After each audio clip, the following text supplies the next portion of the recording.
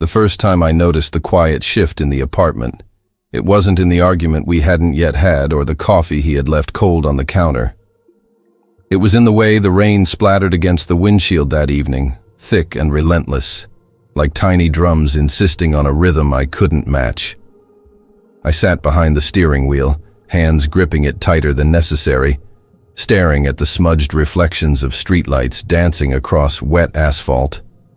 And I realized I had been waiting for something to happen, without knowing exactly what.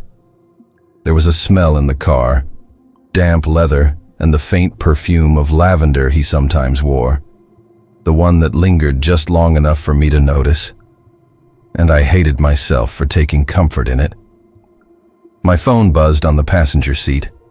I didn't check it immediately. I just sat, letting the windshield wipers swipe back and forth in a mechanical rhythm that made my chest ache with anticipation I couldn't name. He had called. I knew he would. But every time I heard the vibration or the ring, a small part of me hoped he wouldn't. Because if he did, the conversation would have to start, and nothing in me was prepared to hear the words that were coming. Not yet. I remember the apartment smelled of old wood and rain that night. The window had been cracked just slightly, enough for the wind to carry in a scent of wet asphalt and something faintly metallic, coppery, like blood, though there was none. I could hear the downpour hitting the balcony, a steady patter that made every creak of the old floorboards sound louder than it should. He came home late, as he often did, the echo of his shoes on the tile trailing behind him. I was sitting on the edge of the sofa, the throw loosely draped over my knees, staring at nothing in particular, but noticing everything. The way the keys jingled in his hand as he set them down, how he lingered in the doorway, how the shadow of his profile stretched across the living room like a painting I didn't recognize. He said nothing, as if he too were trying to postpone the inevitable by holding his silence, and I realized I had been doing the same thing, anticipating a confrontation that I could already feel bruising me from the inside. I had always trusted him, more than I should have, more than anyone probably ever should. Maybe that was what made the eventual betrayal cut so cleanly, like a pane of glass sliding into place and then shattering all at once. But that night, I wasn't aware yet of the betrayal. I only knew that my stomach had tightened in a way it never had before, that the coffee I had sipped absent-mindedly now tasted bitter, and that every glance at him made my hands itch, wanting to reach out and touch, to stop him from being elsewhere while he was supposedly home. He finally sat across from me, legs crossed, hands folded loosely over his knees, eyes fixed on some point in the middle distance. He said my name softly, like he was testing the waters of the air between us, and I answered automatically, my voice catching slightly even though I told myself it hadn't. The first words weren't about her. They weren't about the pregnancy, or the late-night calls, or the way I had noticed him disappearing for hours when he claimed to be at work. No. The first words were about a minor traffic incident he had had that afternoon, a brush with another car at the corner of 7th and Monroe. He spoke in the precise, almost clinical manner he always did when he wanted to anchor himself in something external, something tangible, to keep from slipping into the emotional tide he could never quite control. I listened, nodding occasionally, asking the small, polite questions a partner asks, all the while feeling the slow drumbeat of unease in my chest. My fingers twitched against my own knees, restless with anticipation, a silent drum of warning I refused to name. When he finally paused, I thought, maybe foolishly, that the conversation was over. I thought maybe the tension that had been coiling inside me for weeks, months, was nothing more than fatigue and stress. But then he looked at me, not with his usual soft brown eyes, but with something harder, distant, and I realized that whatever was coming would not be gentle.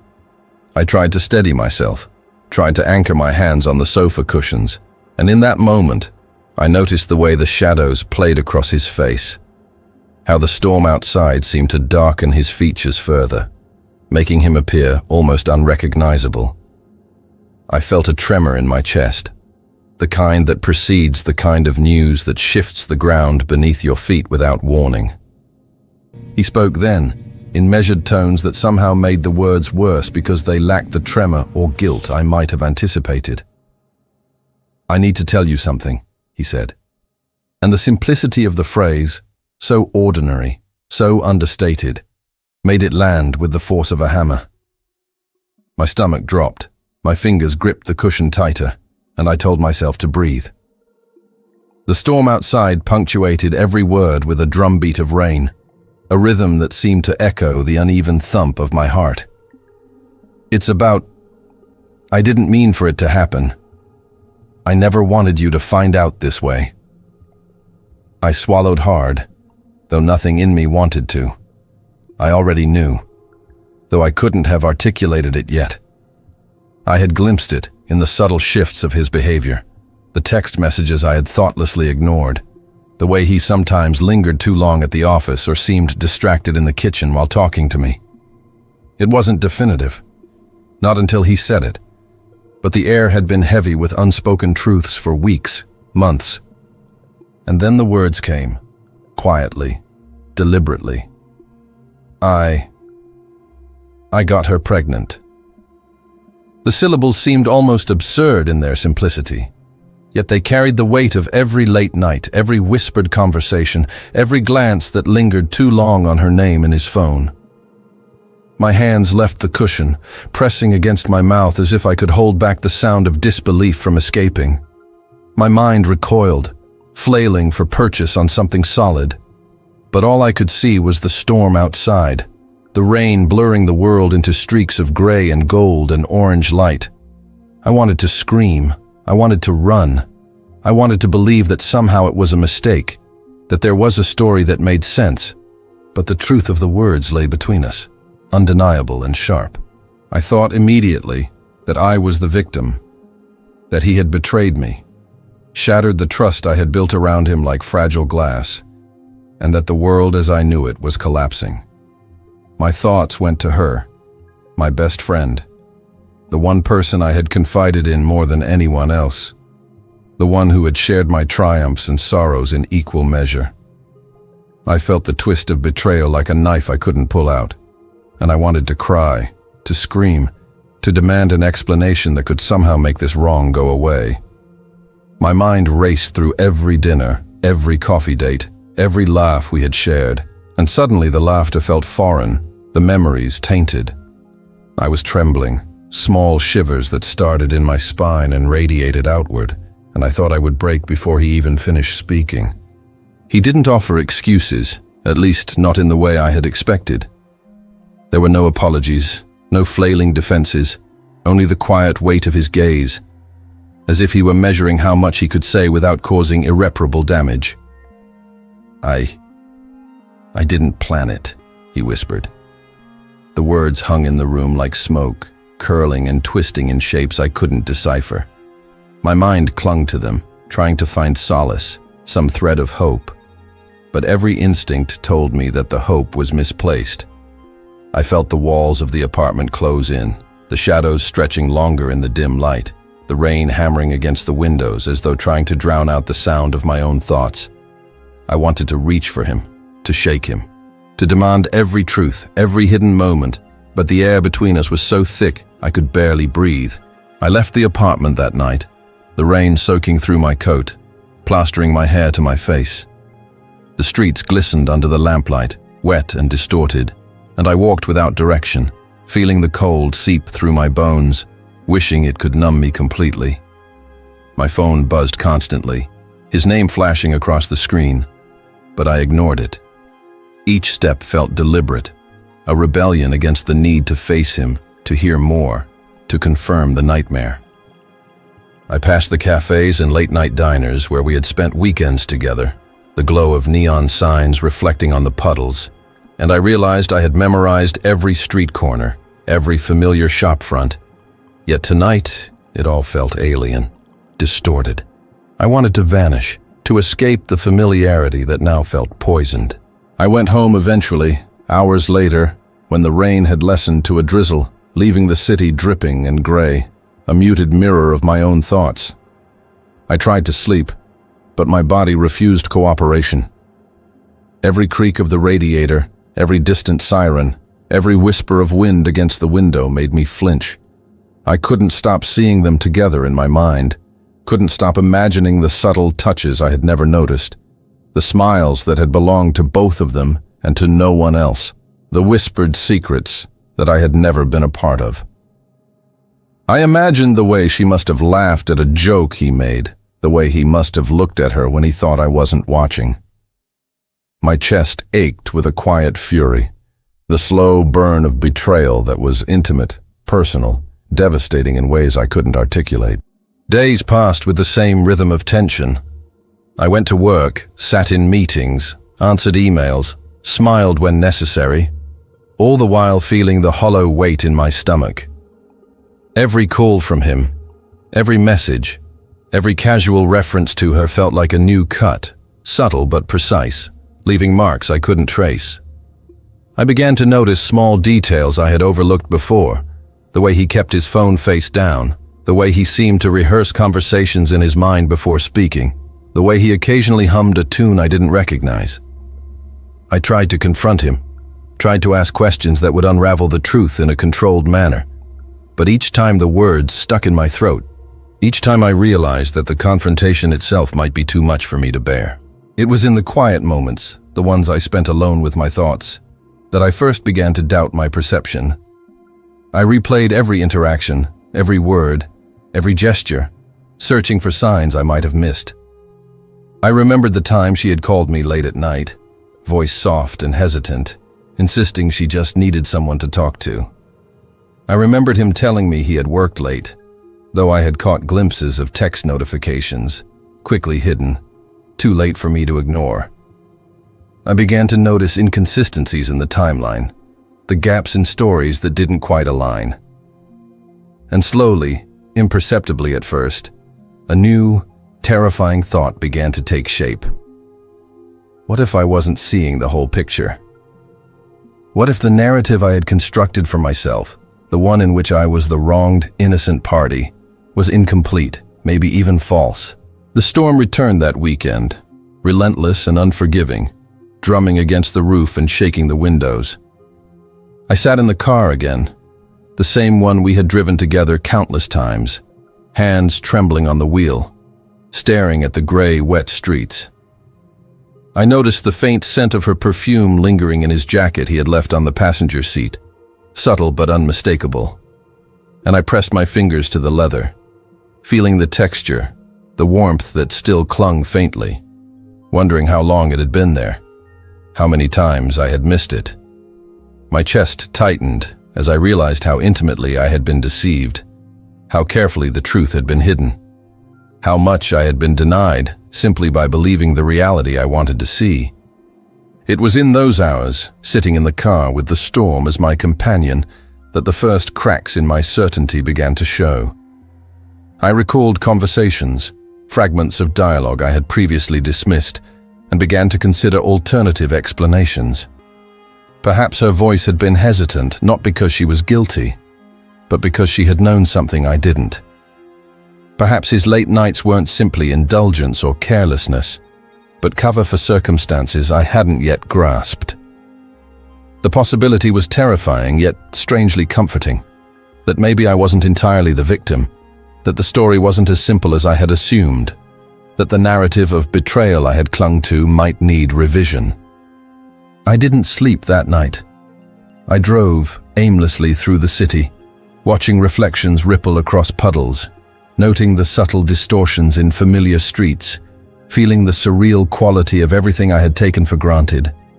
The headlights of passing cars carved stripes through the darkness, illuminating rain-slicked pavement and the occasional discarded umbrella, fragments of other people's lives in motion. I imagined her in a cafe, alone with her thoughts, imagining me imagining her, and felt a disorienting mixture of anger, pity, and confusion. I thought about him, too, the way he had spoken, the calmness of his tone, the absence of panic, the subtle way he had prepared for the moment he could tell me without collapse. There was planning in it, I realized, and with it a sense of calculated restraint that both frightened and fascinated me. The following days blurred. I observed him closely, noting every inflection in his speech, every hesitation, every shift in his gaze. I began cataloging small inconsistencies, mapping them alongside memories and text exchanges, trying to construct a coherent understanding of the truth. I realized that in my initial shock, I had missed things. Details that now, in hindsight, felt like signposts I had ignored. The gentle tone he had used when speaking about her, the careful avoidance of specific phrases, the way he had lingered on certain subjects without elaboration, all pointed to a complexity I hadn't anticipated. My own assumptions, I understood with a bitter clarity, had been just that. Assumptions, incomplete and flawed, rooted in my fear and my pain, rather than in the reality I had been given. I tried to speak with her once, in the most neutral, casual way I could manage, hoping for clarity, hoping for some confirmation of what I believed. But the conversation itself felt strained. Her voice was calm, measured, almost rehearsed, yet underlaid with a tension I couldn't place. I asked about small things, insignificant events, and noticed the subtle ways she shifted her eyes, the pauses she allowed before answering, the almost imperceptible quiver in her tone. Each answer seemed to carry a dual meaning, one that was straightforward, and another that hinted at something deeper, something she was unwilling or unable to articulate fully. The encounter left me more unsettled than before, as if the world I had built in my mind had begun to tilt on its axis, revealing layers I hadn't imagined. Even in the apartment, the tension was palpable. Every object, every placement of his keys, the slight tilt of a framed photo, the way a blanket had been folded, all carried meaning I couldn't yet decode. I walked past them, observing, memorizing, cataloging, trying to piece together a narrative that could reconcile what I had been told with what I suspected. The rain continued almost every night, a relentless accompaniment to my waking thoughts, each drop a punctuation in the ongoing sentence of confusion, doubt, and emotional exhaustion. I began dreaming again.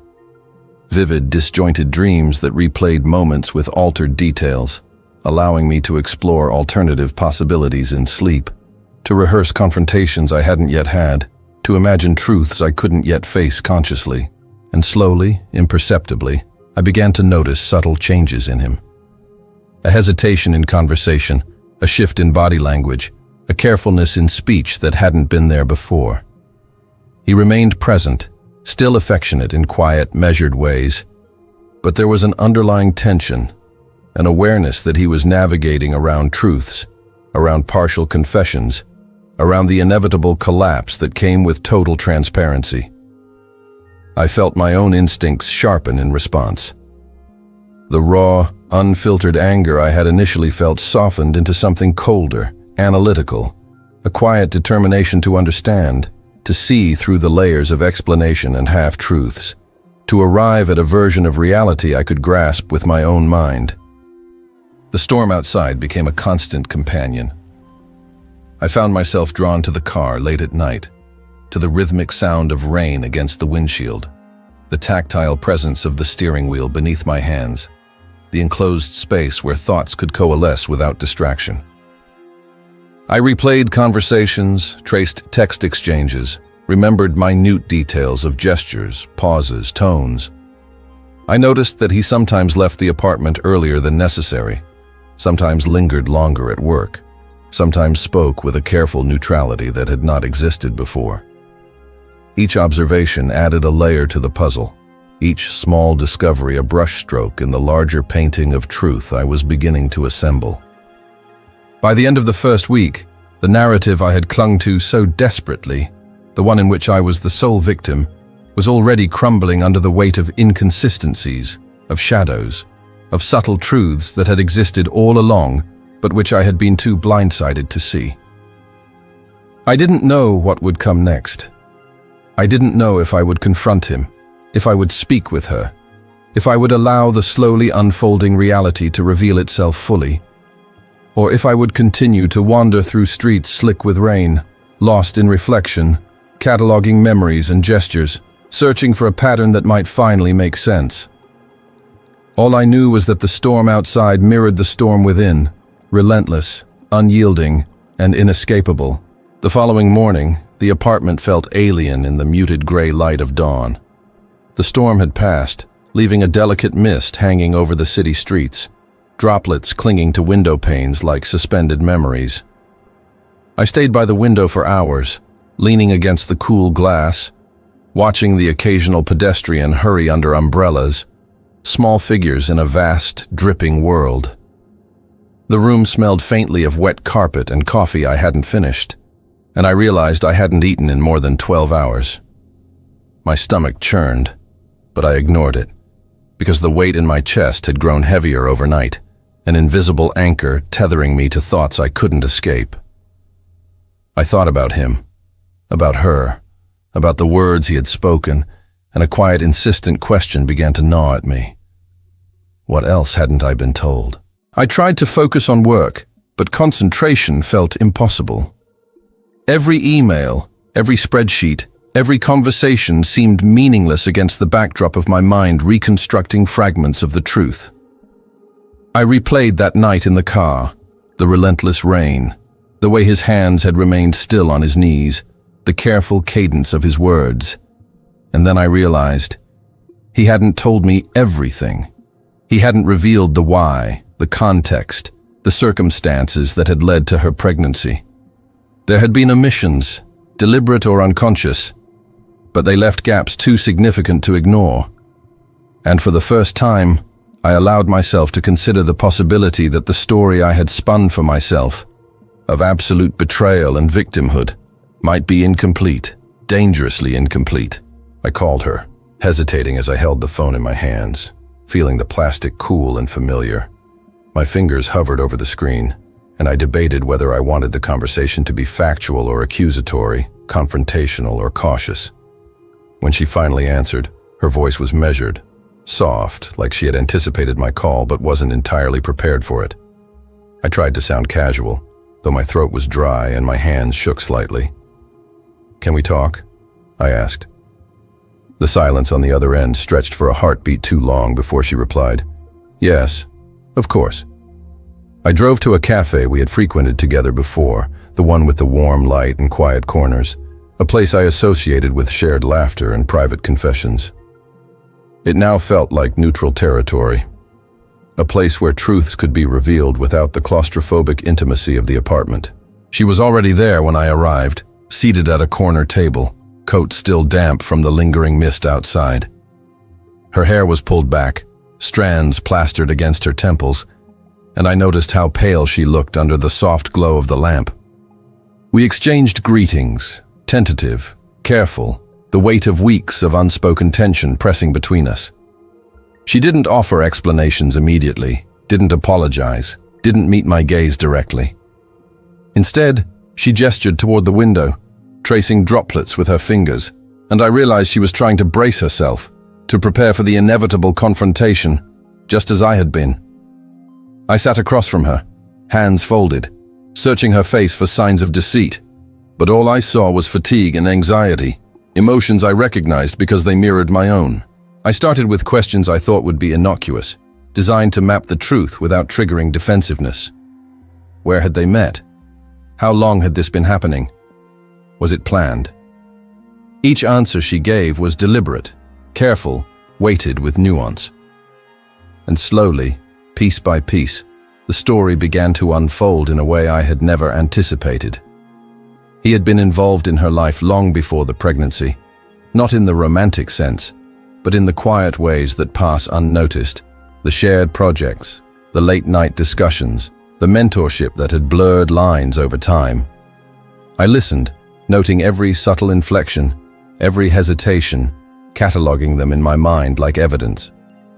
And then she said it, softly, almost whispering as if afraid of her own words. "You need to know. I wasn't the only one responsible. He led me to believe things, manipulated things, in ways that I didn't fully understand until later." The words hit me like a jolt, a sudden spark in the quiet storm of my mind.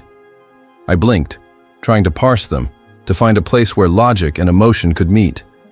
I wanted to hate her, to scream at her for her part in this, but instead, I felt a different, sharper emotion: clarity.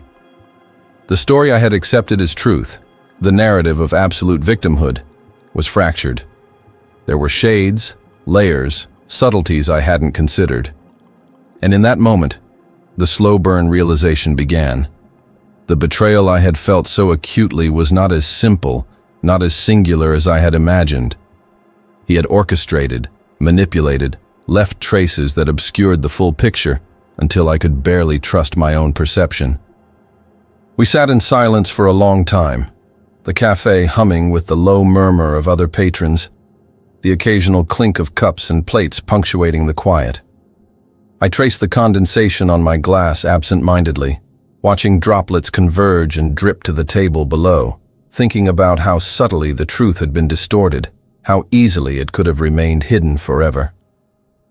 I realized then that my rage, my despair, my feeling of utter betrayal had been filtered through the lens of incomplete knowledge. And as much as I had wanted to believe in a clear-cut story, a simple villain and victim, life rarely offered such convenience. The complexity of human intention, the quiet manipulations, the unspoken influences, they were all there, like shadows moving just beyond the edge of understanding. When I returned home, the apartment was quiet, the storm replaced by a heavy, overcast grayness that seemed to seep into every corner. He was there as usual, standing by the counter making coffee, the steam curling around his hands in tendrils that seemed almost symbolic of the way truth itself had woven around us, unseen but persistent. I approached cautiously, voice low, trying to mask the intensity of thought swirling inside me. I told him I had spoken with her. He didn't flinch, didn't attempt to interrupt, only nodded, a small acknowledgement as though he had known this day would come. And then, without prompt, he began to explain, his words deliberate, careful, measured. "I wanted to tell you," he said, "but I didn't know how. I thought I was protecting you, protecting us. I misjudged everything." The confession was not dramatic, not theatrical, but it carried with it the subtle weight of accumulated guilt. I listened, absorbing the details, the chronology, the quiet admissions of influence and manipulation, the acknowledgement of responsibility he had shouldered, while still leaving room for the nuances I had uncovered myself. I felt the slow burn of comprehension spread through me, a mixture of relief, anger, sorrow, and an almost alien sense of understanding.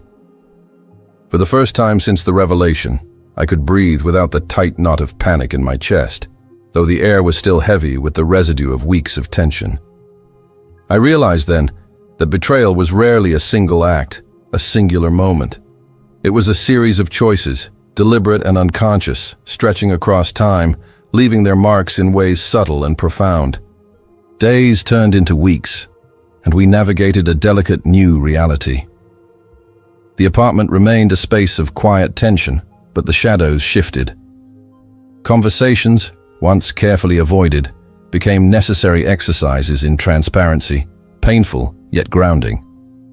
I watched him more closely now, not in suspicion, but in observation, noting the subtle efforts he made to reconstruct trust, to acknowledge the layers of error, to navigate the complex emotional terrain he had created.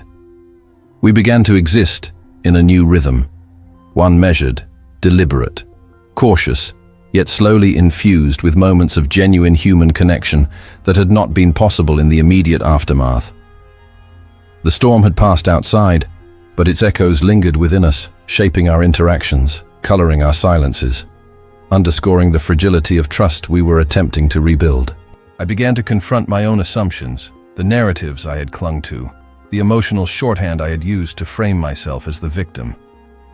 In private, I traced memories, analyzed gestures, replayed conversations, noting the gaps, the omissions, the moments I had misinterpreted.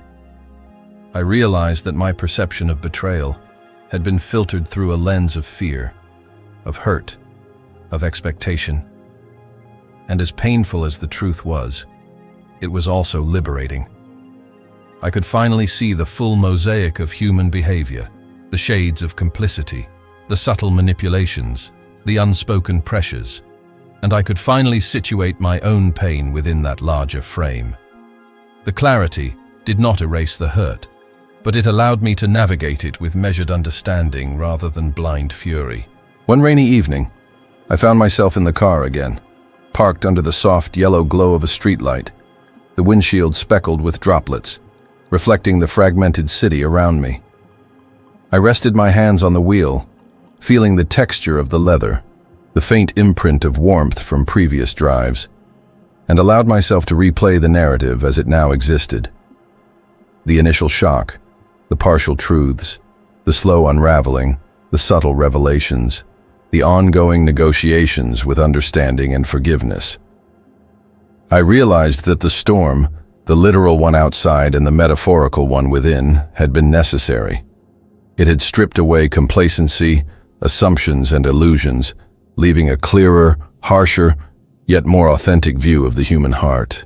I remembered the first night he told me, the tremor in my hands, the patter of rain against the windshield, the way the city blurred outside the glass. I remembered the despair, the sense of absolute betrayal, the nights spent walking aimlessly, the moments of quiet reflection, the conversations with her, the careful piecing together of truth. And I realized finally that the story was not a simple tale of victim and betrayer, but a complex interplay of choices, intentions, deceptions, and clarities, each layered over the other like the ripples in a puddle disturbed by falling rain. In the weeks that followed, we learned to communicate differently, to acknowledge the shadows without letting them define us, to navigate the lingering tension with honesty and subtlety. He remained present, his attempts at transparency deliberate, careful, imbued with the quiet effort of someone learning the contours of remorse. She became a boundary, a context, a reminder of the fragility of trust, yet also a testament to the necessity of understanding complexity in human relationships. And I began to reclaim a sense of agency, not in the naive belief that betrayal could be undone, but in the measured acknowledgement that understanding the full picture allowed me to move forward with clarity and self-possession. I noticed the small symbolic gestures that came to carry meaning. The way he left the apartment door unlocked for me, the careful placement of his keys, the attention to small details I had once overlooked, the subtle effort in conversation to acknowledge my perspective without defensiveness. I observed, noted, and allowed myself to respond in kind, slowly rebuilding trust in increments, aware that no single act could repair the fracture, but that consistent, deliberate behavior could restore balance. The apartment, once heavy with tension, became a space of negotiation, of quiet understanding, of cautious, incremental connection. The final revelation, the one that crystallized the full weight of the experience, came unexpectedly, on a night thick with storm clouds and distant thunder. I had been reviewing emails, messages, fragments of communication, reconstructing timelines in my mind as a way of processing the lingering uncertainty. He approached, standing in the doorway, hands slightly trembling as if he anticipated my reaction. Without preamble, he admitted the layers I had suspected but could not fully prove. The manipulations, the encouragements, the omissions, the quiet shaping of events that had left me as the last to perceive the truth. And in that admission, delivered with quiet restraint and careful honesty, I finally understood the full scope of the betrayal. Not just the act itself, but the orchestration, the subtlety, the human complexity. I sat in silence, absorbing the weight of it, watching the shadows move across the walls in flickering patterns from the streetlight outside. The storm rumbled in the distance, low and persistent, an echo of the internal tumult that had defined these months. My hands rested on my knees, trembling faintly, and I allowed myself the luxury of a slow, deep breath, acknowledging the pain, the clarity, the intricate weave of human behavior that had led us here. I realized that the story I had clung to, the one in which I was an unquestioned victim, was incomplete, but that acknowledging the complexity did not diminish my experience. It contextualized it, anchored it in reality rather than narrative convenience. And so I sat there, in the quiet apartment, listening to the rain return in soft taps against the window, feeling the weight of everything I had learned, the enormity of every choice, every omission, every subtle manipulation.